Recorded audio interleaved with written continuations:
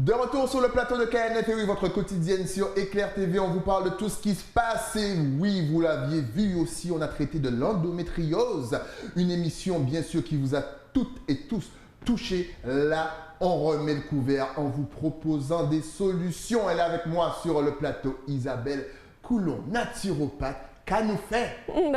Tout va bien, bonjour, merci de me recevoir. Oui, tout va bien. Ben ce qui est bien, c'est que donc tu vas nous proposer des solutions. On va peut-être d'abord rappeler qu'est-ce que l'endométriose pour celles et ceux peut-être qui ne connaissent pas. Alors l'endométriose, c'est une pathologie inflammatoire de l'endomètre. Donc ce sont des nodules inflammés qui se détachent de l'endomètre pour, dans la plupart des cas, migrer. Alors ça peut être sur l'intestin, ça peut être sur le rectum, etc.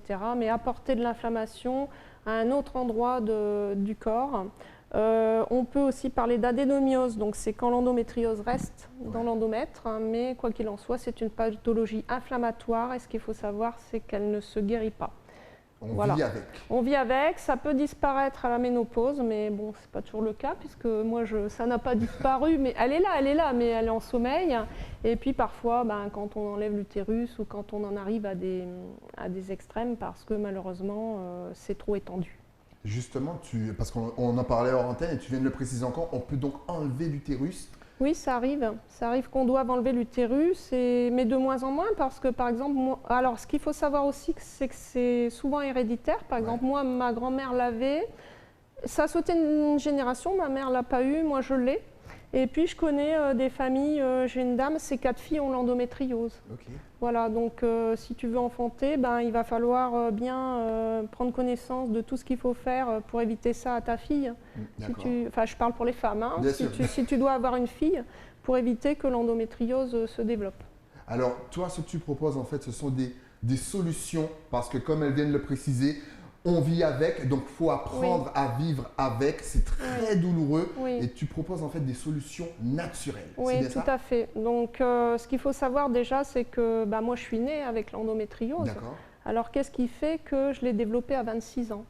D'accord. Bon, on va travailler sur le côté émotionnel, sur voilà, on va chercher ce qui fait qu'à tel moment tu as développé la maladie, au même titre que tu peux devenir asthmatique du jour au lendemain. Voilà, il y a des facteurs déclenchants.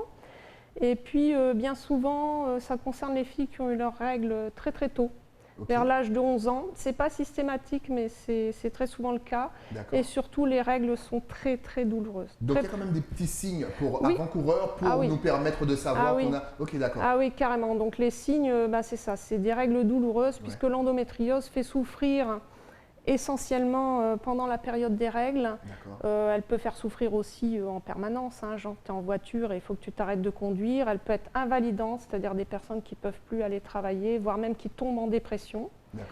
Ce qu'il faut savoir, c'est que moi j'ai voulu faire cette émission parce qu'en ce moment on communique beaucoup sur l'endométriose. L'ARS a fait une campagne.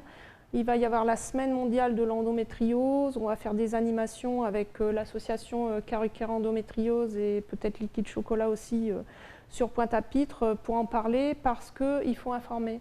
Il faut informer et il faut que les femmes puissent choisir la façon dont elles vont traiter la maladie. C'est-à-dire, bon là en l'occurrence l'ARS conseille d'aller voir son médecin.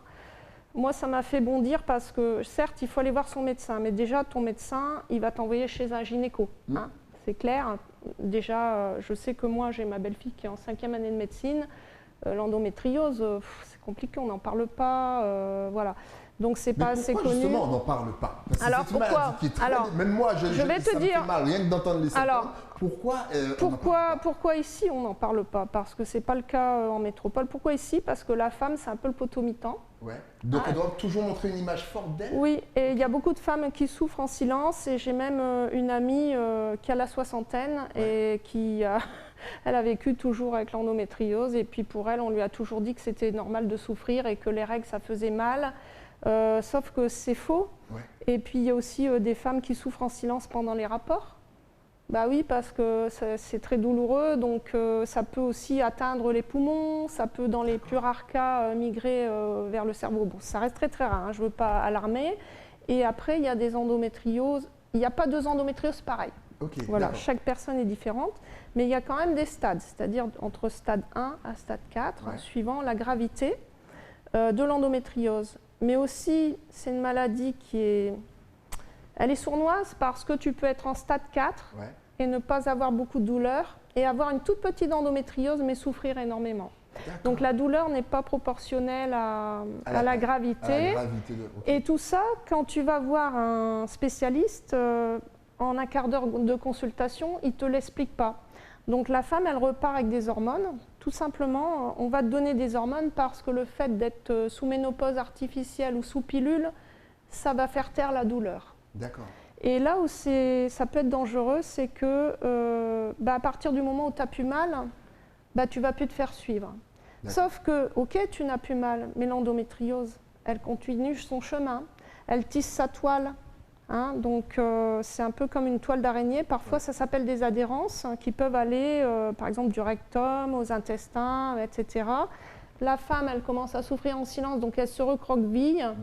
Et par contre, je te parlais des fascias tout à l'heure, il va vraiment falloir travailler aussi sur l'activité physique. Alors, pas forcément faire un jogging, mais une activité physique douce qui va lui permettre vraiment de gérer, voilà. C'est ça, d'assouplir. Par exemple, le yoga, on en parlait sur le plateau. Ben voilà, ça peut être le yoga, ça peut être le pilate, ça peut être des tas de choses.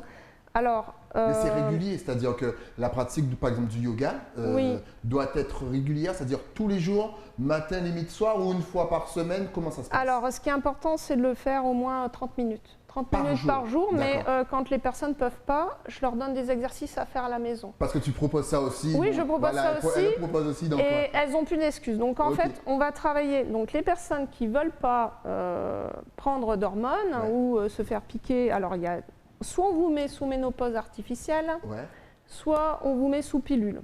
Alors la pilule en continu ou pas en continu, mais souvent c'est en continu, donc on sait ce que c'est que les effets secondaires de la pilule depuis des années. Hein. Tout à fait. Donc forcément, il y a toujours des contre-indications et aussi des effets secondaires à la prise prolongée. Moi j'ai commencé à prendre la pilule, je devais avoir 17 ans, tu vois. Donc si j'avais su avant tout ce que je sais aujourd'hui, j'aurais choisi d'autres solutions. Donc on va travailler sur l'alimentation anti-inflammatoire. Donc toutes les femmes que je reçois, avec le programme que je leur donne, qui n'est pas du tout un régime, hein, c'est un programme détox et anti-inflammatoire. En 15 jours, la douleur disparaît considérablement. Donc en fait, voilà, ce que tu me disais, c'est que non seulement on vit avec, mais tu apprends en fait à éteindre la douleur, en fait, à mettre la douleur sous silence. Je vais leur apprendre à gérer elles-mêmes leur maladie et à la mettre en sommeil. Donc je vais leur donner les clés pour ça, et en plus sans prendre des antalgiques par exemple, parce que Antadis et compagnie, c'est toujours pareil si tu veux, les anti-inflammatoires, etc. Donc là on va travailler sur une alimentation anti-inflammatoire, la gestion du stress, parce que toutes les femmes qui ont l'endométriose ont du stress. Elles sont toutes hyper fatiguées, mais c'est fatigant, parce que les douleurs c'est n'importe quand du jour ou de la nuit. Et puis on va travailler sur un peu d'activité physique aussi. Voilà, c'est ça les 4 piliers de la naturopathie. Et donc par conséquent, ça va être valable également pour toutes les pathologies inflammatoires. Arthrose, arthrite, tendinite, rhinite, tout ce qui termine en ite. Voilà, c'est bon. C'est inflammatoire en fait. Hein. Donc les otites, tout ce qui revient tout le temps, tu vois. Et puis aussi les gens qui font du ose. Donc la dermatose, après ils font du HIT. Voilà, donc attention, quand vous faites du ose, vous allez peut-être faire du HIT après. Juste après, donc il faut faire attention. Il faut prendre arthrose. Prenez le problème tout de suite avant que ça continue à dégénérer. Alors, tu nous parlais d'aliments, éviter tout ce qui est inflammatoire. Est-ce que tu as des exemples d'aliments à éviter? Oui, tout à fait. Donc l'aliment numéro 1, mais qui est qui est vraiment notre ennemi, c'est le gluten. Alors attention, le gluten, c'est un phénomène de mode. Hein. Il y a plein de gens aujourd'hui qui mangent sans gluten parce qu'on leur a dit que… Mais non, je veux dire, toi par exemple, tu peux très bien ne pas avoir de problème avec le gluten et tu peux vivre, tu n'es pas obligé d'arrêter le gluten. Sauf que le gluten, donc c'est tout ce qui est farine raffinée, hein, le blé hein, essentiellement. Donc on va passer vraiment sur… il y a plein d'autres alternatives. Hein. Tu as la farine de sarrasin, tu as plein de possibilités. Donc ça, c'est le numéro 1, le gluten. C'est notre ennemi à nous, les femmes qui avons l'endométriose. Voilà. Ensuite, tu as tout ce qui est chair. Toutes les chairs sont inflammatoires. D'accord. Donc pas ici, beaucoup de viande. Il ne faut pas manger de la viande le midi et moi, le soir, par exemple. Je ne supprime rien. Ok. On n'est pas dans les extrêmes. Voilà. Mais chaque personne est différente. Ouais. Donc, tu as des personnes qui vont manger chez maman tous les midis. Après chez tati, après chez grand-mère. Voilà, c'est ça. Voilà. Donc, en fait, c'est sûr qu'on va étudier. Alors, la première consultation, déjà, c'est 1h30, 2 heures. D'accord. Parce qu'on va regarder comment tu manges, mais pas que. On va regarder ce que tu as comme stress au boulot, si tu as du stress dans la famille. On va regarder la sphère respiratoire. Est-ce que tu as des problèmes respiratoires? La sphère digestive, en général, tu coches toutes les trois. C'est des douleurs abdominales, des ballonnements, des gaz. Ça, en général, la sphère digestive, c'est terrible. Ouais. C'est très compliqué, des douleurs horribles lorsque tu prends tes repas. Donc, je vais leur expliquer pourquoi elles ont des douleurs, parce qu'il y a des choses qu'on ne peut pas manger associées, si tu veux, parce que dans notre petite usine, ça va créer on appelle ça une usine à gaz. Mais si tu veux, par exemple, quand la protéine animale va rencontrer les fruits, il va y avoir un phénomène de putréfaction qui va créer des ballonnements et donc des douleurs et des gaz, etc. Donc ça, je leur explique tout ça, si tu veux. Donc c'est pour ça que ça dure au départ, la consultation, 1 heure, 1h30, non, 1h30, 2 heures, la première, et elles repartent avec des menus qu'on fait ensemble. C'est-à-dire que si tu n'aimes pas, je ne sais pas, les épinards par exemple, je vais t'expliquer ce qu'il faut mettre à la place. Donc on va parler d'alimentation acido-basique. Ouais. C'est très important parce que nous, on a un terrain acide quand on est en inflammation. Donc au même titre que quand tu vas faire ta piscine, tu vas faire le pH parce que si tu ne le fais pas, ta piscine va devenir toute verte. Exact. Et bien nous, c'est pareil, à l'intérieur, il faut que notre pH il soit nickel. Ouais. Donc je vais leur apprendre à introduire des aliments alcalinisants. Et puis aussi tout ce qui est oméga parce que ça va beaucoup travailler sur le sommeil, sur la qualité du sommeil, sur la fatigue, sur la nervosité, l'irritabilité, etc. Ça va réguler naturellement, simplement par l'alimentation. D'accord. Elles vont faire ce programme pendant 15 jours. Et en général, elles m'appellent, je leur dis au bout de 15 jours, m'appeler, et puis là, elles font « Ah, c'est top, j'ai dégonflé, je me sens mieux. Est-ce que je peux continuer pendant 1 semaine, 2 semaines ?» Je dis « Ok. » Pas plus d'1 mois parce que ce n'est pas un régime, c'est une détox anti-inflammatoire. Et là, quand ton terrain va être propre, comme quand tu fais un potager, tu prépares ta terre, tu vas être toute propre à l'intérieur, on va regarder ce qui reste. Donc en général, elle va dire je suis plus fatiguée, j'ai plus mal au ventre, j'ai plus de douleur pendant les règles et tout. Il reste souvent un côté émotionnel quand même, sur lequel on va travailler. Alors on va pouvoir travailler, je ne sais pas, avec de la phyto, parce qu'on a donc le labo avec lequel je travaille maintenant à Jarry propose des produits vraiment naturels, très efficaces là-dessus. Ça peut être les fleurs de bac, parce que si la personne elle veut travailler avec les fleurs de bac, je peux le faire, je connais les fleurs de bac. Ça peut être de l'aromathérapie, et puis après des techniques que j'utilise. Donc une technique top, c'est la réflexologie plantaire. Que je pratique. D'accord. Moi, je la fais avec du beurre de karité bio et une huile essentielle qui va être vraiment ciblée sur la problématique de la personne. Donc, je vais voir à la fin, peut-être qu'il y a encore un problème au niveau du foie, parce que souvent, on a des problèmes au niveau du foie. C'est le foie qui s'occupe de traiter toutes les hormones. Tu vois, donc comme nous, on a beaucoup d'estrogènes, vraiment, il va falloir ne pas surcharger le foie.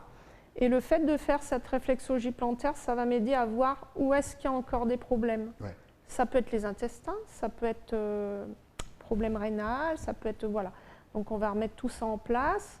Et puis après, le stress, ça peut être des massages, ça peut être des tas de choses.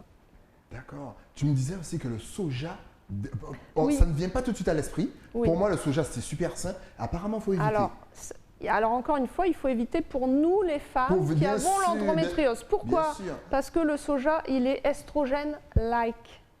Estrogène-like. Donc nous, on est une usine à estrogène, c'est-à-dire qu'on fabrique beaucoup trop d'estrogène quand on a l'endométriose.